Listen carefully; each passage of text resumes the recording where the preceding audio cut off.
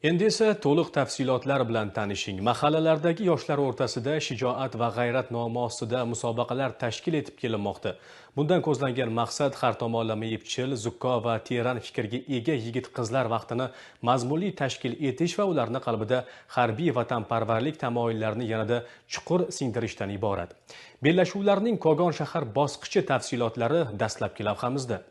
Yoshlik zavqi, shijoati, g'oliblik nashidasi, eng asosiysi o'ziga bo'lgan ishonchni mustahkamlash. Shijoat va g'ayrat nomi ostida tashkil etilgan sport musobaqalari yoshlarga ana shu kabi hayajonli onlarni taqdim etdi. Tobora ommaviy tus olib borayotgan mazkur bellashuvlarning Kogon shahar bosqichi ham yuqori darajada tashkil etildi. Buxoro tumanida joylashgan harbiy qismlarning birida o'tkazilgan bahslar kogonlik yoshlarni sog'lom raqobat muhitida kuch sinashishiga zamin yaratdi. Bunda eng asosiysi yoshlarni vatanparvarlik ruhida tarbiyalash va harbiy xizmatga qiziqishlarini oshirish, ular o'rtasida harbiy va ommaviy sport turlarini rivojlantirish, sog'lom turmush tarzini targ'ib etishga alohida e'tibor qaratilgan.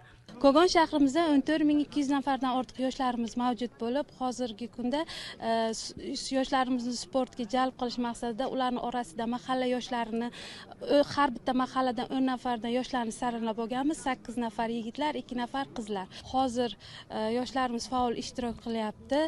Xudo xolasa viloyatda ham yuqori natijaga erishamiz degan umiddamiz.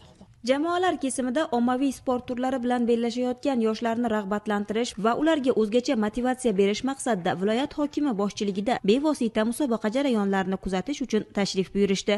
Bu esa bellashuvni yuqori saviyada o'tishiga, yoshlarni o'ziga ishonchini oshirishi muhimligini ko'rsatib berdi. Bizning mahallamizda varkout bilan shug'ullanish uchun sport maydonchasi qurilgan. Futbol bilan shug'ullanishimiz uchun ham o'yingoh bor. Voleybol sport turi bilan shug'ullanishimiz ham hamma sharoitlar mavjud. Biz ham Arabxonadagi jamoamiz bilan musobaqada faol qatnashmoqdamiz va faxrli o'rinni olish uchun kurashmoqdamiz.